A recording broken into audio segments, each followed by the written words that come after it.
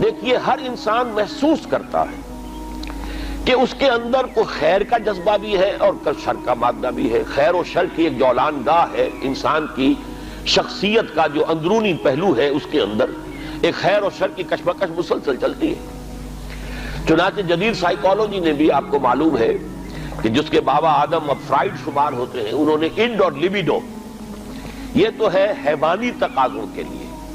بھوک لگتی ہے، پیاس لگتی ہے، کوئی چٹخارے بھی، زبان جو چٹخارے بھی مانگتی ہے، یا یہ کہ جنسی لذت ہے، تلذذ ہے جو انسان حاصل کرنا چاہتا ہے، یا یہ کہ جیسے تمام حیوانات کو آرام کی بھی کچھ نہ کچھ ضرورت ہوتی ہے، انسان کو بھی، یہ تمام اس کے حیوانی تقاضے ہیں.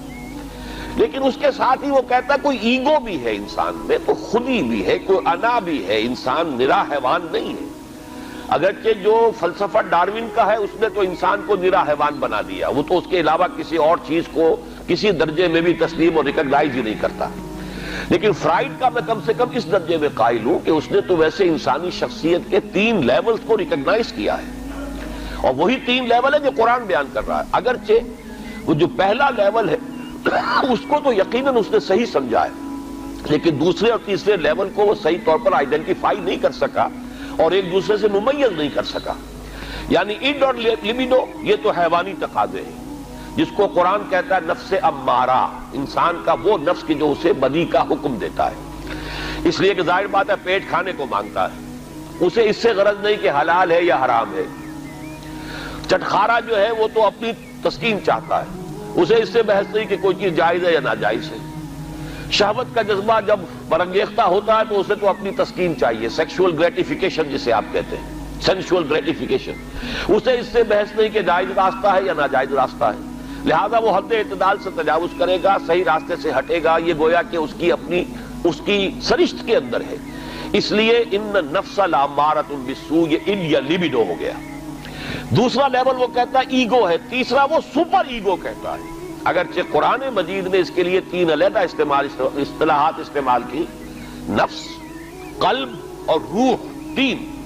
سپر ایگو اصل میں روح ہے، لیکن وہ نہیں سمجھ پایا اس کو. اس کی ڈیفینیشن جو ہے سپر ایگو کی وہ بڑی مختلف ہے، لیکن یہ میرا اس وقت کا موضوع نہیں ہے. اس وقت میں صرف یہ چاہتا ہوں کہ ریکگنائز کریں کہ یہ انسان کے اندر 2 پہلو ہیں جن میں کشاکش ہے. ایمان مجھے روکے ہے تو کھینچے ہے مجھے کفر، کعبہ میرے پیچھے ہے کلیسا میرے آگے ہے. ہر انسان کو محسوس ہوتا ہے کہ ہے. اب اس میں ہر شخص یہ سمجھتا ہے کہ اگر کوئی شخص باہمت ہے، دنیا میں کوئی بڑا کام کرنا چاہتا ہے، ایک تو یہ کہ عام آدمی ہے، حیوانوں کی سطح پر بس اپنے تقاضے پورے کیے اور زندگی بسر کر دی، بتا دی، جس کو میں کہا کرتا ہوں کہ زندگی اس نے نہیں بتائی، زندگی نے اسے بتایا ہے. زندگی نے اسے گزارا ہے، اس نے زندگی نہیں گزاری. زندگی تو وہ شخص گزارتا ہے جو اپنا کوئی ہدف معین کرتا ہے، کوئی آئیڈیل، کوئی آدرش، کوئی نصب العین وہ اس کی زندگی میں ہے، جس کے لیے وہ محنت کرتا ہے، بھاگ دوڑ کرتا ہے، اس کے حصول کی کوشش کرتا ہے. اب جو شخص بھی اپنے سامنے کوئی ہدف رکھے گا، مقصد رکھے گا، آدرش رکھے گا، اسے جو کام کرنا ہے اس میں اسے یقیناً اپنے نفسانی تقاضوں کو مارنا پڑے گا، دبانا پڑے گا. ساری رات سوئیں گے اگر پاؤں پھیلا کر تو زندگی میں کہاں اونچا مقام حاصل کریں گے. آپ انگریزی میں بھی محاورہ جانتے ہیں، burning mid night oil, mid night lamp, ساری رات آدھی رات جاگ کر کام کرتے ہیں. تبھی تو یہ کہ جو حضرت علی نے بھی کہا ہے کہ یغوث البحر من طلب العالی ومن طلب العلا سہر اللیالی. جو شخص چاہتا ہے کہ میں موتی سمندر کی تہہ میں سے نکال کر لاؤں تو اسے ظاہر بات ہے کہ اسے سمندر میں غوطہ لگانا پڑے گا.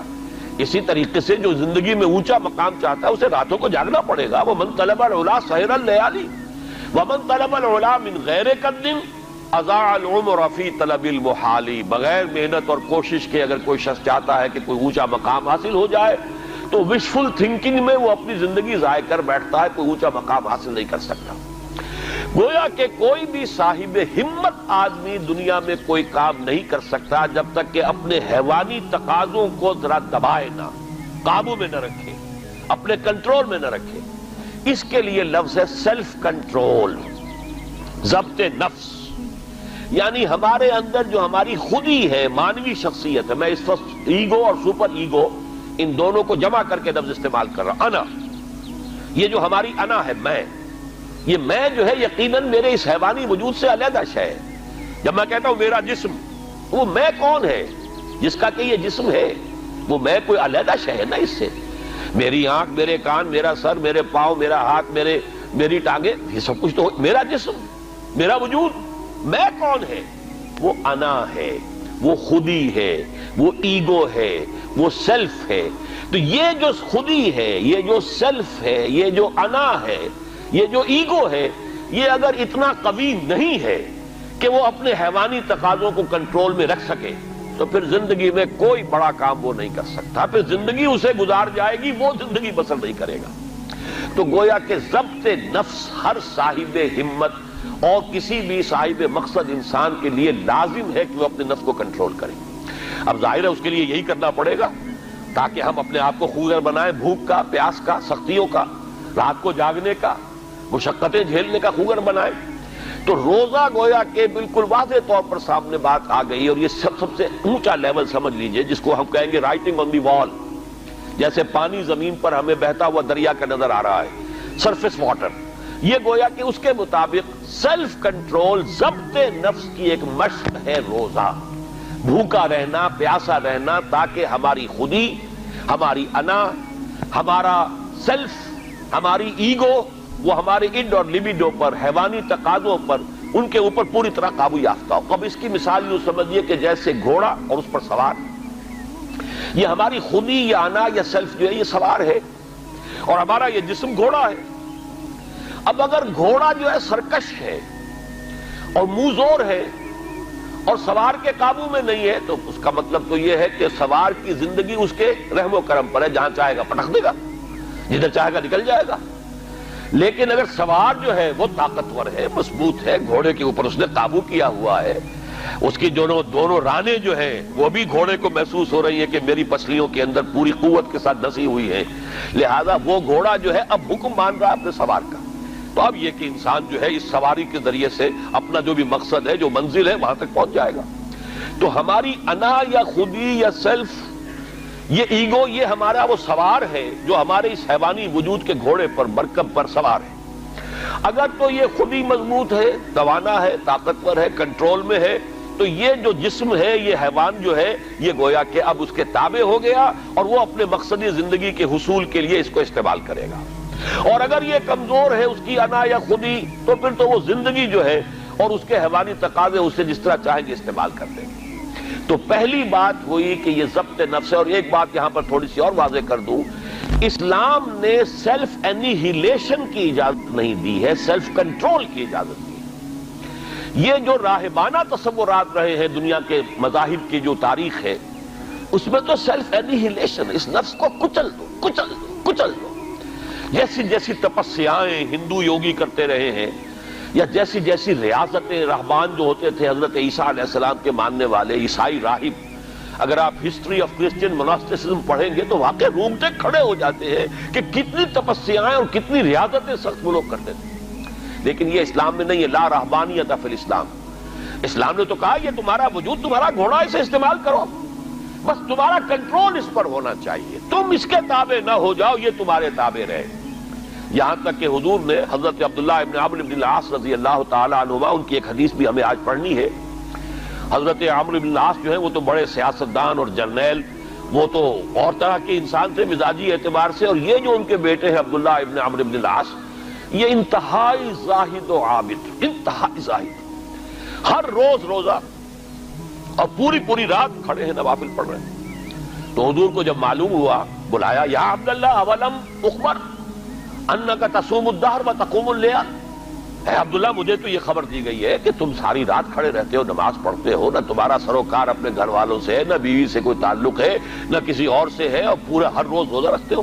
انہوں نے عرض کیا، بلا یا رسول اللہ، حضور ایسا تو ہے، کیسے انکار کرتے؟ فرمایا لا تفعل، ہرگز مت ایسا کرو. فَإِنَّ لِنَفْسِكَ عَلَيْكَ حَقًّا. ذرا یہ حدیث کے ان الفاظ کو نوٹ، تمہارے نفس کا بھی تم پر حق ہے. اس نفس کو کچلنا نہیں ہے، اس کو کل نہیں کرنا ہے، سیلف انیہیلیشن نہیں ہے، اس کا بھی حق ہے. تمہارا حق ہے کہ تم اپنے نفس کو تغذیہ بھی فراہم کرو، تقویت بھی دو، اس کے تقاضے پورے کرو، اس کے لیے مناسب وقفہ آرام کا بھی رکھو. یہ نفس کے بھی حقوق ہیں. وَإِنَّ لِنَفْسِكَ عَلَيْكَ حَقًّا وَإِنَّ لِزَوْجِكَ عَلَيْكَ حَقًّا وَإِنَّ لِزَوْرِكَ عَلَيْكَ حَقًّا. تمہارے نفس کا بھی تم پر حق ہے، تمہاری بیوی کا تم پر حق ہے، تمہارے جو بھی آنے والے ملنے والے ہیں، وزٹرز ہیں، زیارت کرنے والے، ان کا بھی تم پر حق ہے، تو سب کا حق ادا کرنا ہے۔ تو اس نفس کا بھی حق تو ادا کرنا ہے، لیکن اسے کنٹرول میں رکھنا ہے۔ تو پہلی بات تو یہ سمجھ میں آئی کہ صوم ایز سچ، ابھی رمضان کا ہم نے کوئی تذکرہ نہیں کیا، یہ صوم جو ہے کھانا پینا کچھ عرصے کے لیے روکنا، کچھ اور اپنی خواہشات پر قدغن لگانا، یہ گویا کہ ایک ایکسرسائز کے طور پر سامنے آئی سیلف کنٹرول کے لیے۔ لیکن اس سے اگلا مرحلہ آتا ہے، اگر یہ ایکسرسائز میں نے خود معین کی ہوتی تو اس کا مسئلہ کچھ اور ہوتا، لیکن چونکہ یہ ایکسرسائز جس کا نام صوم ہے یہ اللہ نے فرض کی ہے، گویا کہ اگر میں کچھ نہیں کھا رہا ہوں تو اس لیے نہیں کھا رہا کہ اللہ کو اس کا کھانا اس وقت پسند نہیں ہے، میں اگر نہیں پی رہا ہوں تو اس لیے نہیں پی رہا کہ اللہ کی طرف سے اجازت نہیں ہے، میری منقوہ بیوی موجود ہے لیکن میں اگر اس سے اس وقت ہم بستر نہیں ہو رہا تو اس لیے نہیں ہو رہا کہ میرے رب کا حکم نہیں ہے۔ گویا کہ اب یہاں کیا معاملہ ہوا کہ خودی کو مضبوط کرو لیکن پھر اسے خدا کے سامنے جھکا دو۔ یہ جب انسان کی خودی مضبوط ہو، پہلا مرحلہ تو یہ ہے، اگر آپ کی خودی مضبوط نہیں ہے اور ایاک نعبد و ایاک نستعین اندر سے نفس کہہ رہا ہے کہتے رہو تم ایاک نعبد و ایاک نستعین، میں تو نہیں مانتا حکم، تم جھک بھی گئے ہو رکوع میں، تمہارا جسم تو جھکا ہے، تمہاری مانوی شخصیت تو اکڑی ہوئی کھڑی ہے، وہ جھکنے کو تیار ہی نہیں۔ وہ جو کہتے ہیں مولانا روم کہ نفس ما ہم کم طرف فرعون نیست لیکن اورا ایرا نیست، میرا نفس بھی فرعون سے کوئی کم تو نہیں ہے۔ فرعون نے کہا تھا الیس لی ملک مصر، کیا مصر کی بادشاہی میری نہیں ہے؟ وہذہ الانہار تجری من تحتی، اور یہ سارا اریگیشن سسٹم میرے کنٹرول میں، جس کو چاہوں پانی دوں جس کو چاہوں روک دوں۔ اسی طرح میرا جسم کہتا ہے، میرے اندر کا نفس کہتا ہے یہ میرا وجود ہے، اس میں میرا حکم چلے گا، میں نہیں جانتا کیا حلال کیا حرام، کون خدا کیا اس کے احکام۔ تو یہ جو نفس کہتا ہے نفس ما ہم کم طرز فرعون نیست لیکن اورا ایرا نیست، چونکہ فرعون کے پاس لاؤ لشکر بھی تھا، اس نے ڈنکے کی چوٹ بھی کہہ دیا انا ربکم الاعلی، میرے پاس لاؤ لشکر نہیں ہے، میں کہہ تو کچھ نہیں سکتا، لیکن میرا نفس اندر سے یہی کہتا ہے کہ یہ میری اقلیم ہے، یہ میری سلطنت ہے، اس پہ میری مرضی چلے گی۔ اس حوالے سے جب تک کہ انسان کی خودی جو ہے قابو یافتہ نہیں ہے اپنے وجود پر، اس وقت تک اس کا یہ کہنا ایاک نعبد و ایاک نستعین بے معنی ہے، اس کا کوئی مفہوم ہی نہیں۔